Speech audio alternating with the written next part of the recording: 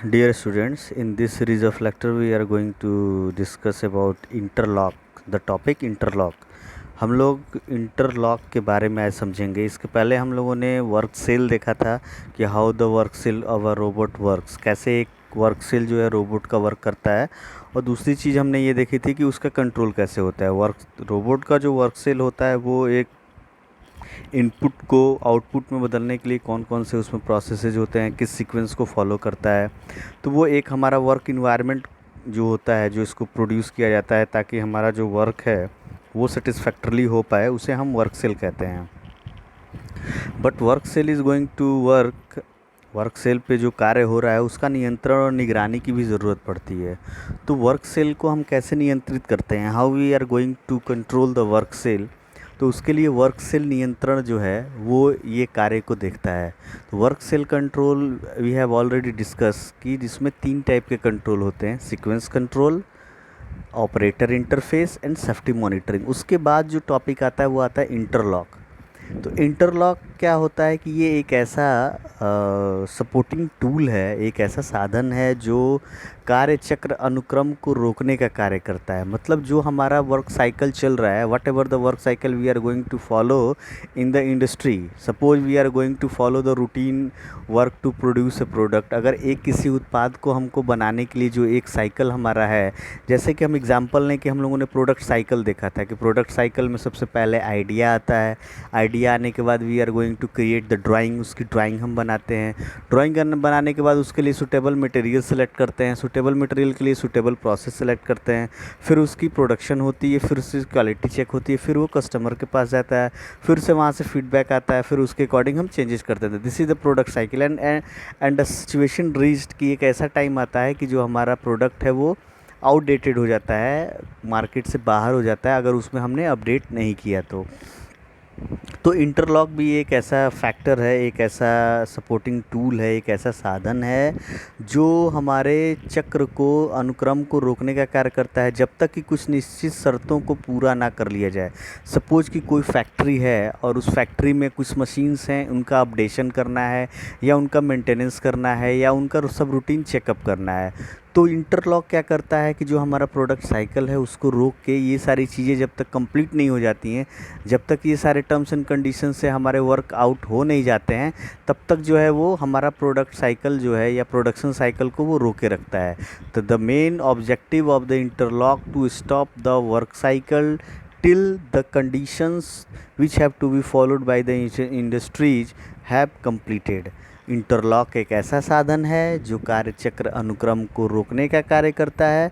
कब तक ये रोके रहता है? जब तक कि कुछ निश्चित शर्तों को पूरा ना कर लिया जाए। अब गतिविधियों के समन्वय और सिंक्रोनाइजेशन के लिए इंटरलॉक आवश्यक है। मतलब जो हमारा movement of the machines, tools and what ever the movement in the company, और जो हमारी इनकी सिंक्रोनाइजेशन के लिए जो है इंटरलॉक आवश्यक है। इंटरलॉक के उपयोग का मुख्य उद्देश्य क्या है वो मैं आज आपको बताऊंगा।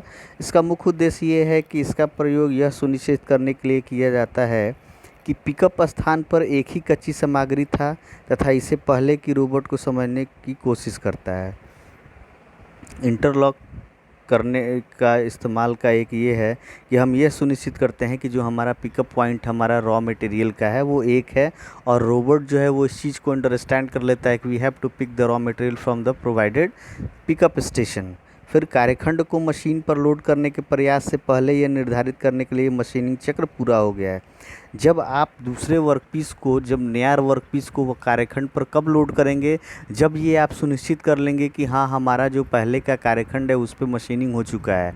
इट मीन्स कि unless and until we are not going to load an another workpiece on the machine till the works have completed on that particular workpiece. पहले के दिए गए वर्कपीस पे अगर कार्य हमारा पूरा हो जाता है तो उसके तत्पश्चात जो है हम क्या करते हैं, नए वर्कपीस को वहाँ लोड करते हैं। कार्यखंड को सफलतापूर्वक लोड किया गया है कि नहीं, इसे ऑटो मशीनिंग चक्र शुरू हो सके। ये भी हम इंटरलॉक क्या करता है कि ये भी सुनिश्चित करता है कि जो रोबोट ने रॉ मटेरियल को पिक किया है, the material which is going to be picked by the robot has been fitted और loaded to the machine efficiently और not, so that the auto machining has to be started. यानी कहने का मतलब ये है कि जो हमारा रॉ मटेरियल है, जो हमारा वर्कपीस है, वो हमारा रोबोट के द्वारा मशीनिंग सेंटर पे उसको अच्छे तरीके से लोड किया गया है या नहीं किया गया है। इसको जो है हमारा जो इंटरलॉक है वो सुनिश्चित करेगा कि हाँ, अगर ये हमारी जो वर्कपीस है वो ऑलरेडी इस पे लोडेड अच्छे तरीके से हो गई है, तो हमारा क्या होगा, मशीनिंग, ऑटो मशीनिंग शुरू हो सकता है।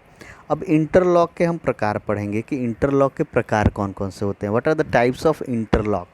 The first type of interlock is input interlock, कि हम जो इनपुट सामग्री देते हैं उसी इनपुट सामग्री पे हम वहाँ पे इंटरलॉक के प्रोसेस को पूरा कर सकते हैं। तो इनपुट इंटरलॉक क्या करता है कि इनपुट इंटरलॉक में घटकों से नियंत्रक को भेजे गए संकेतों का उपयोग करते हैं। यह संदेश भेजता है कि भाग ठीक से कार्य लोड हो गया है या नहीं। इनपुट इंटरलॉक का मेन ऑब्जेक्टिव ये होता है कि यह सुनिश्चित करता है कि जो हमने कार्यखंड पे कार्य करने हेतु मशीन पे जो वर्कपीस को लोड करने के लिए भेजा है वो सही तरीके से उस पर लोड हो गया है अथवा नहीं। अगर सही तरीके से लोड हो गया है तो हमारा ऑटो मशीनिंग जो है शुरू हो जाता है। The auto machining will start only when the workpiece has to be loaded very accurately and by following the safety। दूसरा इंटरलॉक जो हमारा होता है, the second type of the interlock is output interlock. तो आउटपुट इंटरलॉक क्या होता है कि इसके द्वारा भेजे गए जो हमारे संकेत हैं इनका प्रयोग वर्क सेल के अन्य उपकरणों या मशीनों के लिए किया जाता है। जैसे एक मशीनिंग सेंटर पे आपका वर्क जो कंप्लीट हो गया तो बाकी जो भी हमारे इक्विपमेंट्स उस वर्क सेल के अंदर हैं, एक वर्कपीस कंप्लीटेड वर्कपीस को एक जगह से दूसरी जगह पहुंचाना या जो भी वर्क्स हैं उनको उपयोग करने के लिए हमारा जो होता है आउटपुट इंटरलॉक होता है। ऑटो चक्र शुरू करने के लिए मशीनिंग सेंटर को संकेत देने के लिए आउटपुट सिग्नल का प्रयोग किया जाता है। यानी आउटपुट सिग्नल तब काम करेगा जब हमारा ऑलरेडी एक वर्कपीस पे मशीनिंग सेंटर पे हमारा वर्क पे जो है जो दिशा निर्देश हमने दिया था उसके अकॉर्डिंग अगर कार्य हो गया है तो हमारा जो वर्कपीस है वो वहाँ से अनलोड हो जाएगा। और अनलोड होने के तत्पश्चात जो है नई वर्कपीस जो है उस पर लोड की जाएगी और वो हमारा ऑटो चक्र शुरू करने के लिए वो मशीन को सिग्नल देगा जब तक कि हमारा नया वर्कपीस उस पर माउंट ना हो जाए। तो हम लोगों ने आज ये टॉपिक पढ़ा कि what is interlock in robotics. Next topic is sensors की what do you mean by sensors. Robot sensors क्या होते हैं, वो क्या कार्य करते हैं। तो रोबोट सेंसर का काम ये होता है कि वो आसपास के इन्वायरमेंट को ज्योमेट्रिकल और फिजिकल गुणों को संवेदन करने और मापने के लिए किया जाता है।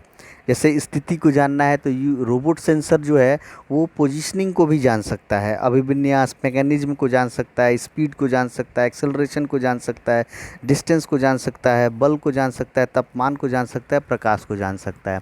तो robot has a specialized sensor which can measure the distance, which can locate the position, which can sense the temperature, which can sense the light, which can sense the speed। तो अलग अलग टाइप्स के जो micro controllers होते हैं, जो अलग अलग टाइप्स के चिप्स होते हैं जो सेंसर्स में लगे होते हैं, वो अलग अलग कार्य के लिए बनाए जाते हैं और हर एक सेंसर्स का अपना अलग कार्य होता है। जैसे आपने देखा होगा कि आग लगती है तो वो वहाँ पे हम टेम्परेचर सेंसर्स लगाते हैं। तो with the help of heat, जब सेंसर्स को हीट का सेंस होता है, जब हीट उसको लगता है कि हाँ इस इन्वायरमेंट में टेम्परेचर जो है वो नॉर्मल से ज़्यादा हो रहा है, तो वो सेंसर क्या करता है, सायरन बजाने लगता है, तो जिससे ये पता चल जाता है कि इस पर्टिकुलर एरिया में आग लग गई है। ठीक है। रोबोट सेंसर को निम्न भागों में बांटा जाता है, आंतरिक सेंसर्स और बाहरी sensor, internal sensors and external sensors. तो जो हमारे आंतरिक सेंसर होते हैं यह स्वयं रोबोट के बारे में जानकारी प्राप्त करते हैं, जैसे स्थिति सेंसर, वेग सेंसर, त्वरण सेंसर। जो हमारे इंटरनल सेंसर्स होते हैं वो ये बताते हैं कि what is the position of the robot, what is the speed of the robot, what is the acceleration of the robot. जो बाहरी सेंसर होते हैं वो हमारे आसपास के वातावरण की जानकारी प्रदान करते हैं। The external sensor works to know the external environment of the workplace। जैसे बाहरी पर्यावरण को देखने के लिए कैमरे आदि। जो हमारा कैमरा लगा हुआ है that is external sensor which can sense that environment, which can send the report of the environment, पर्यावरण का जो है वो रिपोर्ट दे सकता है। फिर हमारा बाहरी सेंसर के प्रकार जो होते हैं, वो पहला होता है रेंज सेंसर। उसका भी एक रेंज है कि ये इतने रेंज तक ही वर्क को सेंस करके कार्य कर सकता है। जैसे ड्रोन कैमरा है, तो ड्रोन कैमरा का एक डिफाइंड हाइट है। It can not be gone at the altitude of 12,000 feet, it can not be gone to the altitude of 200 feet, 400 feet. जिस ड्रोन का, जिस ड्रोन सेंसर का, जिस एक्सटर्नल सेंसर का रेंज 200 फीट, 300 फीट है, वो उससे ऊपर के लिए लिमिटेड हो जाएगा। That is the limitations of that particular sensor. Infrared sensors होते हैं, लेज़र सेंसर होते हैं, रेंज फाइंडर सेंसर होते हैं, अल्ट्रासोनिक। बहुत सारे आप देखते होंगे कि जो हमारे कॉस्टली जो ऑटोमोबाइल्स हैं, उनमें ऐसे ऐसे सेंसर्स लगे होते हैं जो 25 किलोमीटर, 30 किलोमीटर के आगे के रोड का पैथ बता सकते हैं कि whether there is a fog और नॉट। फिर हमारा आता है संपर्क और निकटता सेंसर, जिसमें फोटो डायोड होता है, इंफ्रारेड डिटेक्टर होता है, RFID radio frequency infrared detector होता है। फिर तीसरा है बॉल सेंसर, जिसमें तनाव गेज, ट्रांसड्यूसर जो होते हैं, जैसे पीजो इलेक्ट्रिक ट्रांसड्यूसर और मैग्नेटोस्ट्रिक्टिक ट्रांसड्यूसर।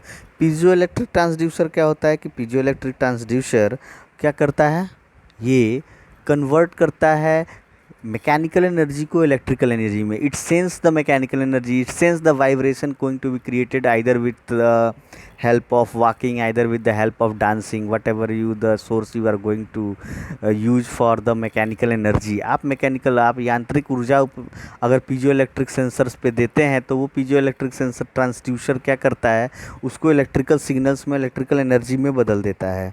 ठीक है। फिर रोबोट के एप्लीकेशंस क्या हैं, what are the applications of robot. तो रोबोट के जो एप्लीकेशंस हैं, वो हमारे सबसे पहले आते हैं औद्योगिक अनुप्रयोग, उनके आते हैं। फिर औद्योगिक अनुप्रयोग में क्या करता है रोबोट। अगर रोबोट को हम इंडस्ट्री में उसको रख दें, तो इंडस्ट्री में रोबोट का क्या यूज है। तो आपको हमने शुरू के इंट्रोडक्शन में ही बताया था कि robot is very useful to transport the work materials from one place to another place in the factory. Robot जब इंस्टॉल हुआ तो एक फैक्ट्री में इसको इंस्टॉल किया गया असेंबली और डिसेंबली के लिए, तो 200 लोगों का वर्क वो अकेले करने लगा। इट मीन्स कि रोबोट के यूज़ से हानि भी है, क्योंकि मैन पावर की कमी हो जाती है, but in the second hand production काफ़ी तेज़ी से होता है, काफ़ी एक्यूरेट होता है, स्किल्ड लेबर्स की ज़रूरत बढ़ जाती है। तो औद्योगिक अनुप्रयोग में पदार्थ संचालन, मतलब we are going to transport material from one station to another station in the work cell. Work cell के अंदर हम मटेरियल को एक स्थान से दूसरे स्थान पे हम ले जाते हैं। फिर हमारा जो है लोड अनलोडिंग, लोड करना मटेरियल्स, जो रॉ मटेरियल्स हैं उसको मशीनिंग सेंटर पे लोड करना। फिर जो हमारा जो मशीनिंग सेंटर पे वर्क हो गया, तो उसको अगर दूसरे मशीन स्टेशन पे वर्क कराना है, तो उस दूसरे में मशीन स्टेशन पे उसको वहाँ पे लोड करना। वहाँ अगर मशीनिंग ऑपरेशन कंप्लीट हो गया, तो वहाँ से उसको अनलोड करना। फिर हम इससे वेल्डिंग में यूज करते हैं। वेल्डिंग में हम कहाँ पे यूज करते हैं, आर्क वेल्डिंग के लिए हम यूज कर सकते हैं, गैस वेल्डिंग के लिए। रोबोट को हम प्रोग्रामिंग लैंग्वेज में ये बता देंगे, we have to pick the work material, we have to pick the electrode, और उस इलेक्ट्रोड के माध्यम से हमें वेल्डिंग करनी है। और ख़ासकर हमारा 2 टाइप का वेल्डिंग वो रोबोट कर सकता है, स्पॉट वेल्डिंग और आर्क वेल्डिंग। फिर स्प्रे पेंटिंग में रोबोटिक्स की यूज होती है। रोबोट को लगा दिया जाता है, उसको प्रोग्राम बता दिया जाता है कि आपको ये पर्टिकुलर एरिया में इस कलर से आपको पेंटिंग करनी है। फिर जो है संयोजन में, असेंबलिंग में, नट एंड बोल्ट को खोलने में, कसने में, जो है ऑटोमोबाइल इंडस्ट्रीज़ में, एयरक्राफ्ट इंडस्ट्रीज़ में इसकी यूज होती है। फिर मशीनन में, मशीनिंग सेंटर्स पे इनका यूज होता है। रोबोट जो है एक स्किल्ड ऑपरेटर की तरह वर्क करता है लेथ मशीन्स पे मशीनिंग करने के लिए। फिर खदानों में, क्योंकि पहले के ज़माने में क्या था कि ज़मीन के नीचे ह्यूमन को जाना पड़ता था, डैट वाज नॉट सेफ़। तो आजकल के ज़माने में क्या है कि खदान के अंदर रोबोट को भेज दिया जाता है, वो वहाँ कोल के पोजीशन को बता सकता है, वहाँ कोल को लेके बाहर कन्वेयर बेल्ट से भेज सकता है। फिर डिफेंस सेक्टर में भी अब रोबोट की यूज होने लगी है, जहाँ आर्मी लड़ाई के लिए जब छिड़ जाती है, जब when the wars calls, then उस टाइम पे हम क्या करते हैं, आर्मी की जगह पे हम रोबोट को लगा देते हैं। रोबोट में ये प्रोग्रामिंग कर देते हैं कि जो हमारा मशीन गन है या जो भी टाइप का गन है वो कैसे चलेगा, एंड रोबोट वहाँ लड़ाई आराम से कर सकता है। फिर एजुकेशन में, शिक्षा में भी हम रोबोट का यूज कर सकते हैं। वी कैन से कि अभी जो कैनरा बैंक में सबसे पहला रोबोट ऑपरेटेड ब्रांच जो है बैंगलोर में चलता है, robot can easily open the account, robot can easily withdrawal the money, robot can easily submit the money. वहाँ रोबोट को ये प्रोग्रामिंग करके बैठा दिया गया है कि जैसे एक क्लर्कल लेवल का आदमी बैंक में काम करता था, वैसे वो रोबोट काम करता है। जो आप उसको इंस्ट्रक्शंस देंगे या रोबोट जो आपसे इंस्ट्रक्शंस पूछेगा, वो इंस्ट्रक्शंस अगर आप फॉलो करते जाएंगे तो रोबोट जो है आपका अकाउंट भी ओपन कर सकता है, विड्रॉल भी कर सकता है, बैलेंस भी बता सकता है। जैसे कि ATM, ATM is just like a robot. वो चल नहीं सकता है, that is stationary robot, but whatever command you are going to give, he can listen. क्योंकि जो अंधे लोग होते हैं उनके लिए वो स्पीच थेरेपी भी उसमें दिया गया है, तो ही कैन लिसन इट। तो अब नेक्स्ट जो चैप्टर होगा हम लोगों का, वो नेक्स्ट चैप्टर के लिए नेक्स्ट लेक्चर सीरीज में आप देखेंगे। Thank you.